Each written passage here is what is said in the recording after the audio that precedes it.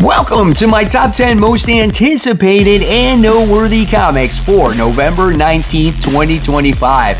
I'm Mike Spider-Slayer. Welcome back to Comic Book Corner 2.0. If you love daily comic book content, you like me helping you make decisions on what comic books to buy, hit the subscribe button.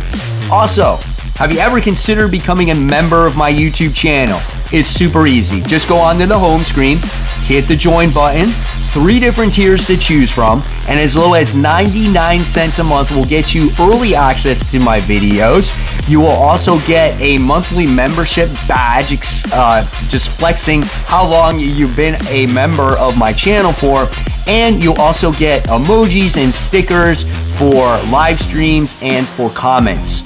So whether you do or you don't, guys, it's much appreciated. Here we go. The book that's on the hot seat this week is going to Radioactive Spider-Man. Spider-Man. This is issue 2. Listen, issue 1 for me wasn't really that good.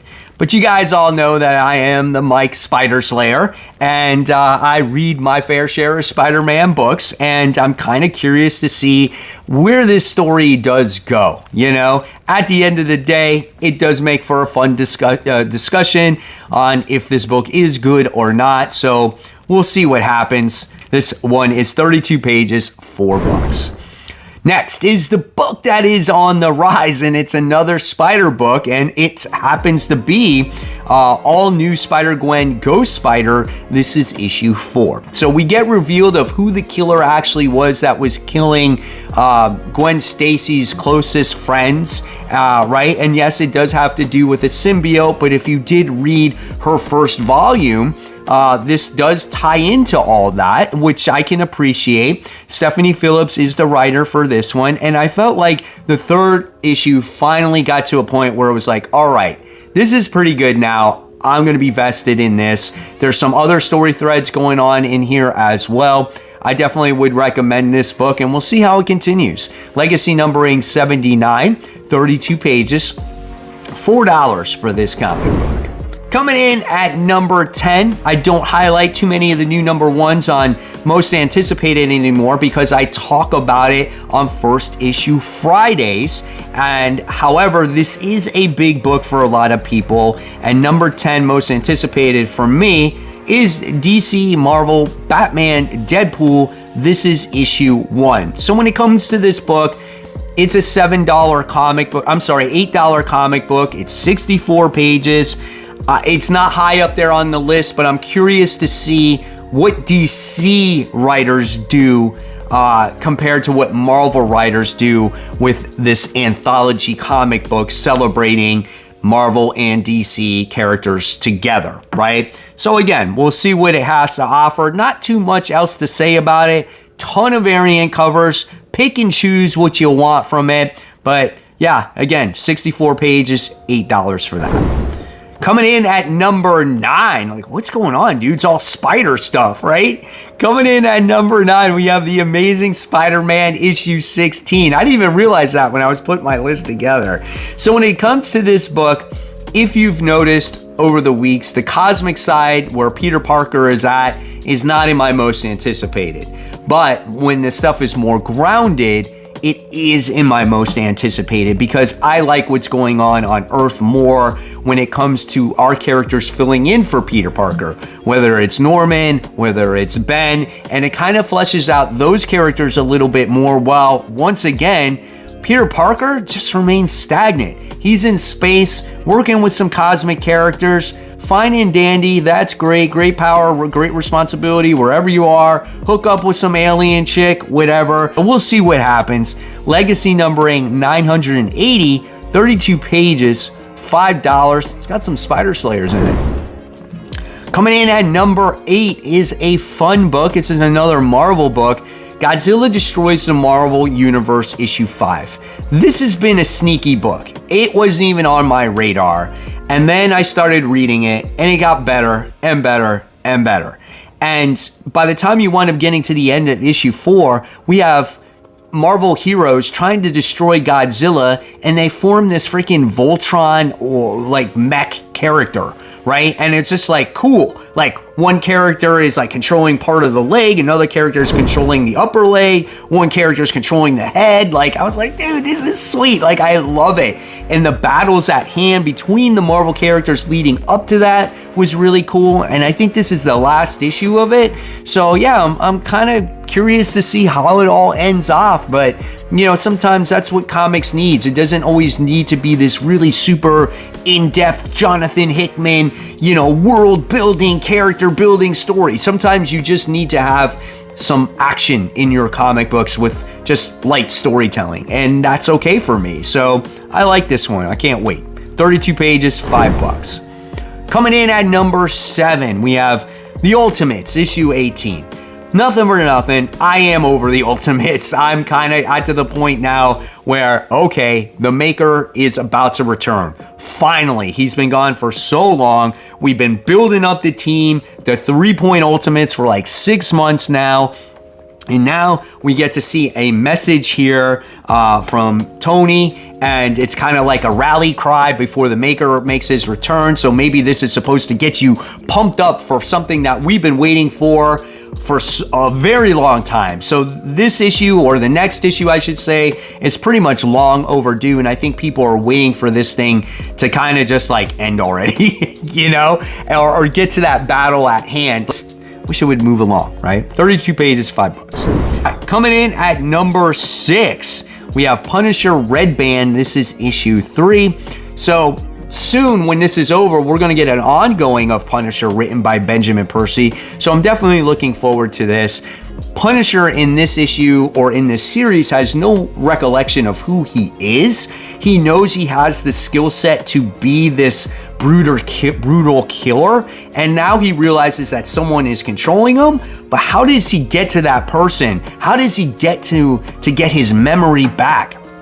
I don't know. Kingpin is behind this. Tombstone is in this. It's very gory. I love the realism that the artwork provides for the reader here, and I'm looking forward to this issue, and I'm also looking forward to the ongoing when it comes out. So this one is 32 pages, $5, and don't forget, it's polybagged. Coming in at number 5, we have Absolute Flash issue 9. This book has been climbing up my list a little bit once again because it is dealing more and more with the character instead of what's it called? Wally just basically running away, right? And so now he's kind of at a crossroads. He doesn't know, okay, where do I go? Where do I belong now? Do I belong with these guys? Should I belong with my dad? Like what's going on, you know? So I like that. And in the last issue, we kind of got an introduction to like Barry on like how he was discovering things and all kinds of stuff like that. So I'm enjoying this book a little bit more, and I'm a fan of Jeff Lemire. Like, that's why this book continues to be on my pull, because he's a great writer. He takes some time to, I guess, develop the story or tell the story that he wants to tell. But once he gets on a roll, man, it can be like an A+ story. So 32 pages, $6. Coming in at number 4. Now, this is when the independents take over here. At number 4, we have Space Ghost issue 5. Space Ghost is always a phenomenal book. It's one of those books that came out of nowhere, never expected anything out of it. And when Pepo started writing this, you're just like, wow, this is a well-written story with a character that you never thought could be serious like this, right? And in this book, we wind up seeing Space Ghost trying to protect a planet that is under attack. What's cool about it is you're always introducing like new enemies, new creatures. It's just a fun book, man. It's got a good family dynamic to it. Absolutely love it. It's 32 pages, $5 for this one. Moving on to the top 3, and number 3 goes to Everything Dead and Dying. This is issue 3. So this is a interesting take on a zombie apocalypse where we've always been used to zombies, you know, just ransacking neighborhoods, eating people's brains, or just eating people in general. Well, in this series, the zombie apocalypse, it's much different. They become zombies and they just kind of roam around, but they don't cause any problems, right? And we get this one guy that's in this comic book where he misses his family, and he realizes that when his family was alive, that he treated the husband like crap.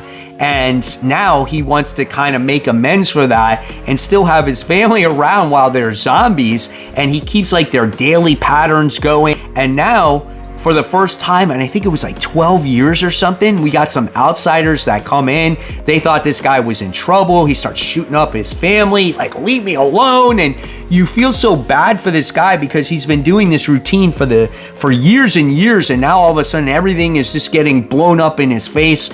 And I'm curious to see how this guy responds and where this goes from here. Really good book. One of the best zombies books I've read since Walking Dead, besides, I would say, Feral, right? 32 pages, $5 for this. Coming in at number 2, we have G.I. Joe issue 14.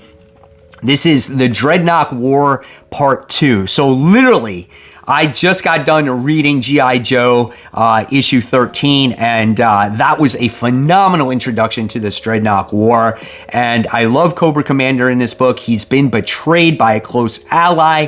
Who's that ally? Have you found that out yet? Really, really good, and an unlikely person comes and rescues him. So really cool stuff. I can't wait to see how this story continues to develop, and how does this like whole thing evolve the Energon universe as a whole as well. So cool stuff here. Definitely looking forward to it. Can't wait to see where it goes. All right, next we have we're at number 1. So remember, after number 1, we are not done, as we do have those noteworthy comic books to discuss, because I give you a few books here that I'm looking forward to, but I'm going to give you a few more books that are coming out for that particular comic book week. And don't forget to check out First Issue Fridays as I highlight those new number 1 books that are coming out for the same comic book week. Again, that was released on Friday. So my number 1 most anticipated comic book goes to Exquisite Corpses issue 7. Look who's on that cover, guys. It's Gamer Kid. But yeah, unfortunately, Gamer Kid's no longer around. So it's kind of like rest in peace, Gamer Kid. We'll always remember you, right? Freaking awesome issue in issue number 6. Looking forward to issue 7. The tournament itself deepens. We're getting closer to like the final 4. Who is your favorite fighter in this tournament? Let me know. I absolutely love this book. It's so much fun. Don't have too much else to say about it, right? It's Halloween. You got fighters fighting against each other. The lone survivor wins, gets a shit ton of money, gets a new lease on life, and that's kind of that, right? Again, 32 pages, $5 for this book. On to the noteworthy comic books. We're gonna kick off with Marvel. I think this is the conclusion to One World Under Doom. This is issue 9.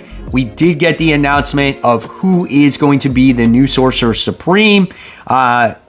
It's all over the internet already, so it is going to be Scarlet Witch. It was announced, and I don't think that's a surprise for a lot of people. I want to know in the comments below, what do you think of that? The next book we have is Captain America issue 5.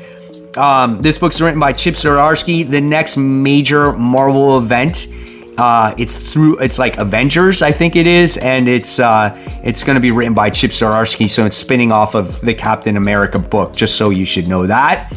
And then next we have Predator Kills the Marvel Universe. This is issue 4. It's been a really fun book. I've enjoyed that as well. And then we move on to the DC Comics. We have Nightwing, issue 132. I know a lot of you guys still read that and enjoying it. Then we have Batman Superman World's Finest. This is issue 45. Interesting cover there where we have Lex Luthor shaking hands with the Joker. So what's in store for that? And then we have DC KO tie-in Titans, issue 29. Not my favorite tie-in issue, I'm not gonna lie. I think it was my least favorite out of all of them. It's basically the survival of the Earth people, right? Get off the planet before the planet Earth is dead, right? So yeah, there's that. All right, and then we have Wonder Woman issue 27 as she's still dealing with this mice stuff. All right, moving on to some of the indie comics here. we have the Sacrificers. This is issue 17, still going on strong by Rick Remender. And then we have, I think it's the long-awaited issue of issue 2 of Viking Moon. I thought issue 1 delivered pretty well, and I'm definitely looking forward to issue 2 here, as we have these Vikings that found this land, and there's werewolves attached to it, and now this Viking is probably going to have to fight some werewolves. So, hey, who doesn't like that, right? Then we have the second issue of Terminator Metal. This is issue 9. So this is a one and done type of series, right?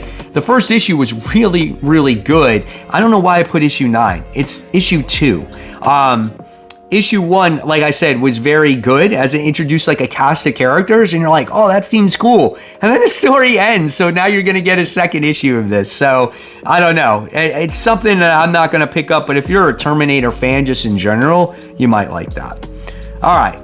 The next one we're talking about is Twilight Zone. This is issue 2. Another anthology book where, you know, or not even anthology, just a one and done type of story where you get a story like the TV show Twilight Zone. That issue is done, and then you're going to move on to another story. So if a particular issue does sound interesting for you, you might want to pick it up. That's kind of how these issues are designed. Then we have Racer X. This is issue 3. It's a great companion piece to the Speed Racer series. So I think if you want that Speed Racer series enhanced, you read Racer X. So that's a cool little book right there. And then we have He-Man and the Masters of the Universe, Sword of Flaws. This is issue 2. It's more traditional. You finally get a He-Man book that features like Skeletor and his minions and He-Man and his guys, right? The first issue was all right. I might check out issue 2. It depends. And then we have another book where it has to deal with just like a one and done stories. This is Hello Darkness. This is issue 16. If you love horror, you're gonna like this book. So there you guys have it. Sorry, I got, my mind is like on fire. It's like thinking a million different things at once, and I can't say the right things 100%, so I apologize about that. So there you have it. There is my top 10 most anticipated comics for November 19th, 2025. Hopefully you guys enjoyed it. What are you most excited about for that particular comic book a week? Can't believe it's almost Thanksgiving already, man. Man, has the year flown by. But as always, guys, I'm going to leave you more content right here for you to click on. Of course, it's going to be First Issue Friday, so you can check out those new number 1s. And as always, guys, support the local comic shops. Keep buying, keep collecting, but always read your comics so we can have great comic conversation just like we did today. Guys, thank you so much for watching. I'll see you real soon. Bye.